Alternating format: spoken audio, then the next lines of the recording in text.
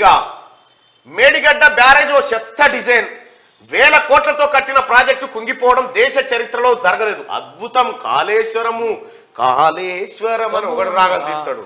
ఈ కళాకారులు ఎటుపోయి ఉన్నారా? ఎటుపోయారు మీరంతా?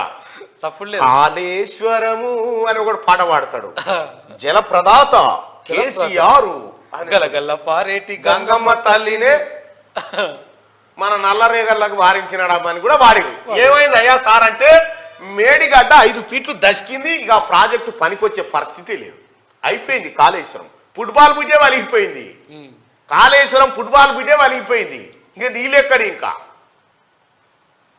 వేల కోట్లతో కట్టిన ప్రాజెక్టు కుంగిపోవడం దేశ చరిత్రలో ఎక్కడ జరగలేదు. ఇంత హౌల ప్రాజెక్టు, ఇంత బేకార్ ప్రాజెక్టు ఈ దేశంలో ఎవడు కట్టలే.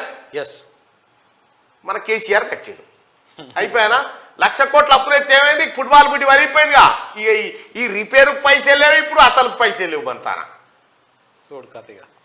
డిజైన్ స్పెసిఫికేషన్ మెటీరియల్ సర్కారే ఇచ్చిందని ఎల్ఎన్టీ అంటుంది. ఇగో ఏం చేసిండు కేసీఆర్, మళ్ళా ఎల్ఎన్టీ వాళ్ళ కాంట్రాక్ట్ ఇచ్చినా సిమెంట్ మాత్రం ఇక్కడ మైహోం రామేశ్వరరావు దగ్గర కొనుక్కపోవాలి నువ్వు సుమా, ఎందుకంటే మా కులపోడు మైహోం సిమెంట్ పెట్టి కట్టిరు, మైహోం సిమెంట్ పోసిరు, ఇంట్లోకి పైసలు తీసుకోవాలి. ఆ తర్వాత మెటీరియల్ సలాకులు కూడా మా వంతానే కొనాలి.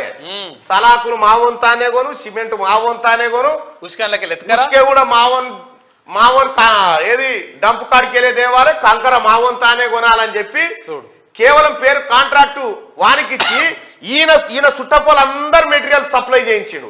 మైహోం సిమెంట్ తో కడితే ఏమైందా? కాళేశ్వరం మైహోం సిమెంట్ వాడేరు, దసికిపోయింది. మైహోం సిమెంట్ ఎంత గొప్పదో చూసిరా, తడుక్కున కూలిపోయింది. మైహోం సిమెంట్ అని చెప్పి ఏం లేవుతుంది. ఆ మైహోం సిమెంట్ వాడకురి, మైహోం దాంట్లో ఎవడో ఇల్లు కూడా కొనకురి, అంత అడమైంది. అది చాలా డేంజర్.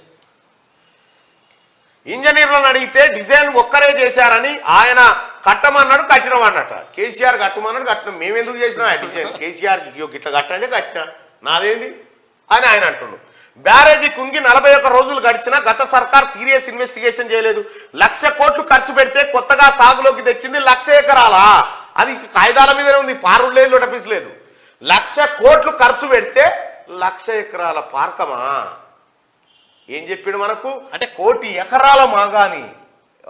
ద్వైశంపతి శ్రీనివాస్ ఇట్లా పెడతాడుగా, 1,00,000 ఎకరాల మాగాని అని చెప్తా ఉంటాడు. ఈ మాగ నేనుంటే శీర్షింత గడుతుంటే కానీ మొన్న ఏదో ఎకశకాలు చెప్తా ఉన్నావు ముఖ్యమంత్రి గారి మీద, ఒక్కడే సూర్యుడు అనే పాట మీద. ఎంత గంభీరంగా ఉండాలి నీ గంభీరం, నీవు చేసిన కబ్జాలు, నువ్వు వేసిన కడీలు కంచెలు వలగొట్టాలి సిద్దిపేట కాడ. 1,00,000 కోట్లు ఖర్చు పెడితే కొత్తగా సాగులోకి తెచ్చింది 1,00,000 ఎకరాల. ఎంక్వైరీ చేస్తాం, ఎవరిని వదలమని వార్నింగ్. ఇక మేకపోతే గాంభీర్యంతో హరీష్ రావు అంటాడు ఎంక్వైరీ చేయాలని, ఉత్తమ్ కుమార్ రెడ్డి చేస్తామని అన్నాడు. కథం అయిపోయా, చేస్తామని. ఇప్పుడు చూడు తాత హరీష్ రావు, నువ్వు మీ మామని ఈపుల దాన్ని మమ్మల్ని చంపినవురా, మమ్మల్ని భాగం చేసినవురా అని మీ మామని కొట్టి చంపుతావు నువ్వు చూడరాదు. ఉత్తమ్ కుమార్ రెడ్డి గారు వాళ్ళకు కరెక్ట్ కౌంటర్ ఇచ్చినావు, మంచిగా కరెక్ట్ కౌంటర్ ఇచ్చినావు. ఎంక్వైరీ చేయాలి సిట్టింగ్ జడ్జి. నువ్వు సిట్టింగ్ జడ్జినో ఇంకోరినో కొందామని నీకు కొనేందుకు కాదు బిడ్డ. ఇలా తెలంగాణ సమాజం అంతా మేడిగడ్డ మీద ఎంక్వైరీ జరగాలని కోరుకుంటా ఉంది.